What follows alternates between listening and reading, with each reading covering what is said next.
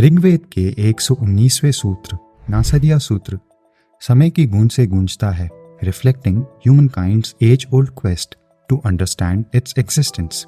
यह कुछ इस तरह से शुरू होता है।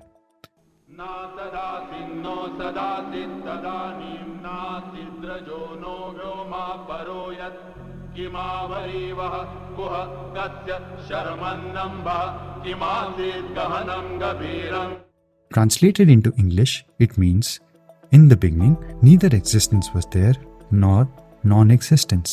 There was no realm of air, no sky beyond it, neither life nor death. यह प्राचीन भारतीय पंक्तियाँ हमारे प्राचीन प्रश्नों की सार्थकता को चित्रित करती है। But when exactly did humans begin asking these questions? Roughly 70,000 years ago, a cognitive revolution swept through our species. Humans began to grapple with intricate societal structures, the enigma of emotions, the grandness of life, and the mystery of death. What is the purpose of life? Who are we? Are we simply matter? Is there anything more to us than just this body? ऐसी जिज्ञासाएं आमतौर पर हमें आदि शंकराचार्य, पातंजलि या फिर modern times में स्वामी विवेकानंद जैसे महानुभावों की याद दिलाती हैं। However, we should remember that these questions emerged in front of our ancestors well before their acquaintance with structured religion or philosophies. And it was approximately 3,000 to 5,000 years ago that Eastern civilizations like India and China began systematizing these thoughts, leading to the compilation of the Vedas and Upanishads. Around 1,500 years ago, Greek too saw its philosophical renaissance, while Western Europe joined this journey about a millennium later. आधुनिक इतिहास में just a century ago, even modern science began its in-depth exploration of these mysteries. और 21वीं शताब्दी में प्रवेश करते ही artificial intelligence इस महान खोज में शामिल हो गया है। इन विभिन्न संप्रदायों ने अपना अलग अलग मार्ग तय किया है। However, our focus will be on a fragment of this grand exploration, and that is the Indian philosophical view on the nature of ultimate reality. Or in other words, अंतिम सत्य को समझने की खोज उन नदियों की तरह है जो समुद्र की विशालता की खोज में है। While we explore the depth of Indian philosophical thought, ये ध्यान रखना जरूरी है कि इस सवाल का आज तक कोई निश्चित जवाब नहीं है। विभिन्न संप्रदायों ने विभिन्न विचार व्यक्त किए हैं, and even science is still probing. इसीलिए हमारा उद्देश्य कोई निर्णायक जवाब देना नहीं, बल्कि इस विचार की ज्वाला को अपने अंदर प्रज्वलित करना है। And perhaps that is how it is supposed to be. Maybe the subjectivity in answers is innate to our capabilities and limitations. Our perceptions, limited by our cognitive capabilities, शायद इस विशाल सत्य के केवल कुछ ही हिस्सों को देख सकते हैं। As beautifully expressed by a renowned poet, सलीका ही नहीं उनको शायद उसे महसूस करने का, जो कहा करते हैं खुदा है तो नजर आना जरूरी है। Anyways, coming back to a topic, इतिहास में two primary approaches towards answering this question has been developed. One, the spider approach, जो कि अंतिम सत्य की खोज में अंदर की ओर ध्यान केंद्रित करता है, and the bee approach, जो इस सत्य की खोज में बाहरी दुनिया की जानकारी इकट्ठा करता है। While modern science largely employs the first approach through its empirical methods, philosophy through rational introspection embraces the latter. But even philosophy, this rational introspection has been done differently across different cultures. So while Indian philosophy often merges and goes hand in hand with religious teachings, Western thought tries to separate between the two. Indian thought is much diverse as well.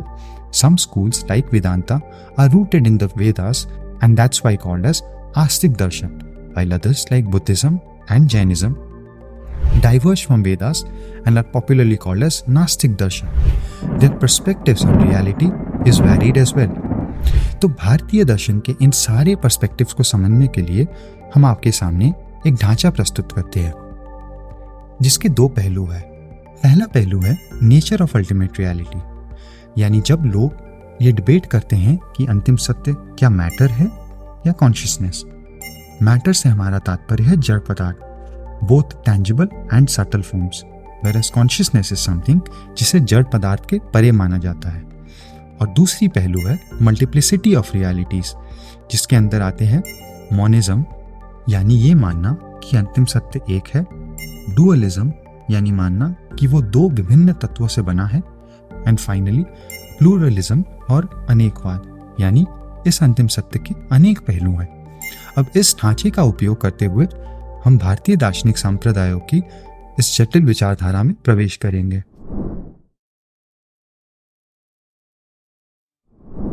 अंतिम सत्य को समझने की खोज हमें सबसे पहले अनेकवाद या प्लूरलिज्म की दार्शनिक दृष्टिकोण में लाती है। यह बताता है कि वास्तविकता का सिर्फ एक ही पक्ष नहीं होता, बल्कि उसमें कई पहलुएं होती हैं। इसके अंदर भी अनेक विचारधाराएं हैं। अनेकवाद के अंदर मूल रूप से 4 विचारधाराएं पाई जाती हैं। Number 1, reality centred on matter, यानी जिसमें माना जाता है कि जो दुनिया हम देखते हैं और महसूस करते हैं वही अंतिम सत्य है। Number 2, reality centred around consciousness, जिसमें माना जाता है कि चेतना या अदृश्य अस्तित्व ही मुख्य सत्य है। Number 3, reality centred around both matter and consciousness, जिसमें माना जाता है कि जड़ पदार्थ एवं चेतना दोनों ही मिलकर अंतिम सत्य को गढ़ते हैं। And finally reality centred around neither, यानी कि जो सत्य है जड़ पदार्थ या चेतना दोनों के परे है।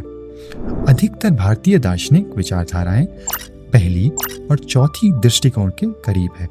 पहले दृष्टिकोण में चार्वाक फिलॉसफी या लोकायत फिलॉसफी बहुत महत्वपूर्ण है। लोकायत में मूल रूप से यह माना जाता है कि जो दुनिया हम देखते हैं वही सच है।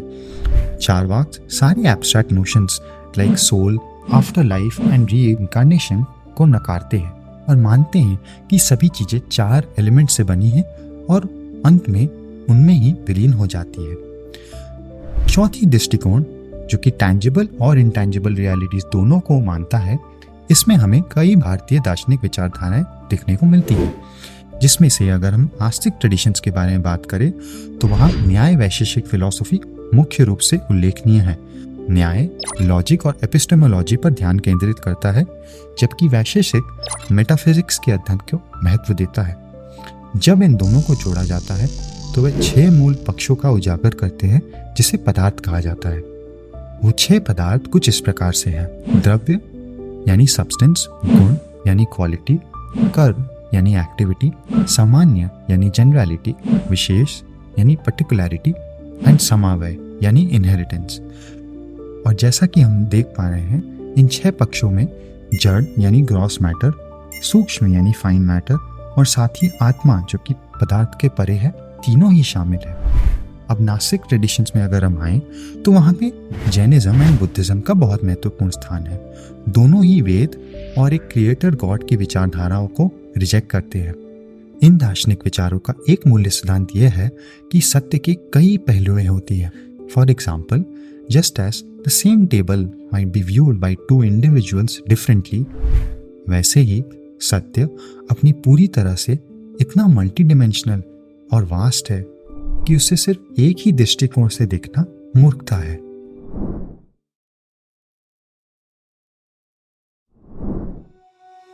बहुवाद के बाद दार्शनिक चिंतन ने द्वैतवाद की दिशा अपनाई। द्वैतवाद में माना जाता है कि 2 मूलभूत सत्ताएं हैं। इस दृष्टिकोण में सांख्य फिलॉसफी सबसे प्रमुख और प्राचीन दर्शन है। Samkhya is also one of India's most analytical philosophies. इसमें भौतिक और आध्यात्मिक तत्वों को जिस बारीकी से अलग अलग पहचाना गया है वो सच में आश्चर्यजनक है। सांख्य दर्शन में 2 मुख्य तत्व हैं, प्रकृति और पुरुष। प्रकृति यानी वो जो कि सृजन से पहले की स्थिति को दर्शाती है और सभी स्थूल एवं सूक्ष्म पदार्थों का स्तोत्र हो। सिमिलरली पुरुष का प्रतीक चेतना है। इस प्रकृति और इस पुरुष के बीच की जटिल संवादना सांख्य दर्शन का केंद्रीय भाग है। द वर्ल्ड ब्लॉसम्स फ्रॉम प्रकृति, manifesting under the watchful eyes of पुरुष। हाउएवर द पैसिव पुरुष sometimes goes away from his innate solitary nature and वो इस विविध जगत में उलझ जाता है। And this is where the philosophy of yoga comes into the picture, which in harmony with Sankhya पुरुष को इस भौतिक जगत से गुजरने का मार्ग प्रस्तुत करता है। हमने यहाँ सांख्य योग का बहुत ही संक्षेप में विवरण किया है, क्योंकि इस विषय पर गहरे में जाने के लिए एक पूरी वीडियो की जरूरत होगी, जो हम शायद भविष्य में जरूर प्रस्तुत करेंगे।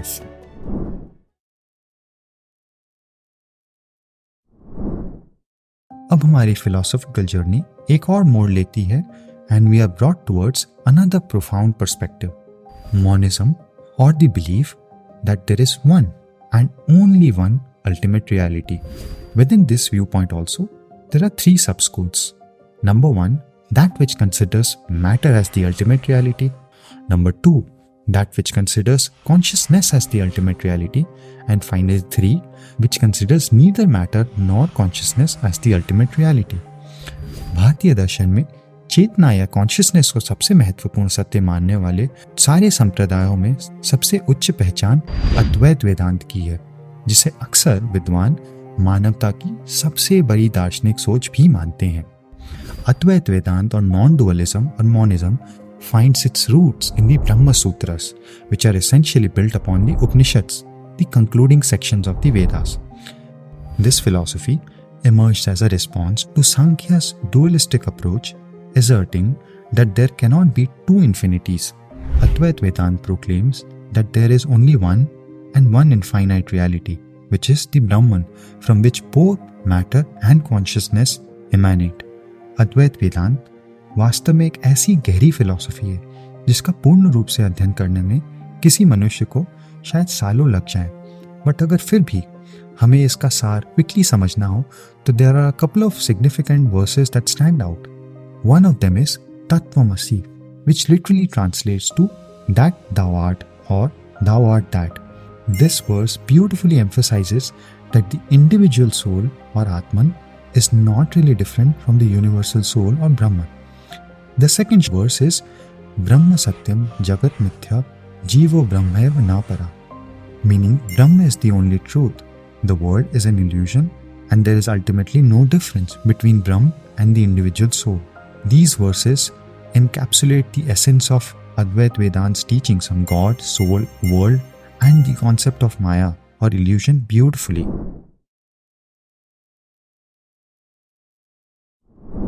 भारतीय दर्शन की खास बात यह है कि इसमें हर बड़े प्रश्न पे विचार करने के लिए कई रास्ते दिए गए हैं. जैसा हमने देखा, अद्वैत वेदांत एक ऐसी सत्ता की बात करता है जिसमें न ही कोई आकृति है और न ही कोई गुण.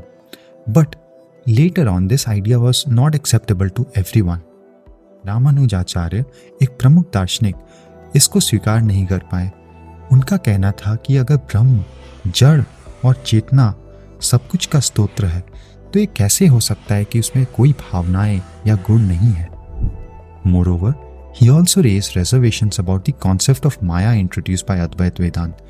To him, if Maya, an independent entity, is used to explain the diverse qualities of the world, then doesn't it hint towards a dualistic philosophy anyways? And so, why not accept a form of ultimate truth that inherently possesses qualities? उन्होंने इस विचार को मानते हुए विशिष्ट अद्वैतवाद की बात की. इस विचार में एक ही बड़ी सत्ता है, ब्रह्म, लेकिन इसमें गुण है. It's like saying there's one main river, but it has many streams and flows. Brahma is seen as the universal soul that has all the individual souls within it. These individual souls are a part of the Brahma, but also separate. Also, the material world is not an illusion. It is very much real and a part of the same Brahma. This view is a balance between saying everything is one and saying things are separate, which is why it's often called as qualified monism or qualified non-dualism also. Ramanujacharya के विचारों के माध्यम से हम देख सकते हैं कि परम सत्य की खोज सिर्फ एक उत्तर पा लेने के बारे में नहीं. It's probably about exploring different viewpoints. With this, we come towards the end of the video. We've talked a lot about Indian philosophy and how its views on the true nature of everything has evolved. To summarize, हमने 3 मुख्य विचारों पर चर्चा की है. Number 1 कि परम सत्ता एक है. नंबर 2 परम सत्ता 2 है. और 3 इस परम सत्ता के अनेक विविध रूप हैं. और इन विचारों के भीतर हमने 3 और विचारों की भी चर्चा की है। नंबर 1 मटीरियलिस्ट विचारधारा यानी अंतिम सत्ता जड़ पदार्थ है। नंबर 2 आइडियलिस्ट यानी अंतिम सत्ता चेतना है। और नंबर 3 रियलिस्ट यानी यह दोनों के मिश्रण से बना है। हर विचार जिसमें हमने चर्चा किया, चाहे वो चार्वाक की भौतिक दुनिया में विश्वास हो, या फिर सांख्य का दोहरा दृष्टिकोण हो, या अद्वैत वेदांत की एकल सत्ता हो, या विशिष्ट अद्वैत के मिश्रित विचार हो, हमें जीवन और हमारी स्थिति के बारे में सोचने का एक अलग तरीका प्रदान करता है। But here is the thing, these philosophies are like guide books. वे रास्ता दिखा सकती हैं, लेकिन वे अंतिम लक्ष्य नहीं है। They give us hints and clues about the big questions of life, but finding the real answer might mean going beyond all of these ideas. It's like trying to describe a place. The description can give you an idea, but actually being there is a whole different experience. So while these philosophies are helpful, the real journey towards self-realization might need us to leave them behind at some point. Because it's not just about thinking and understanding.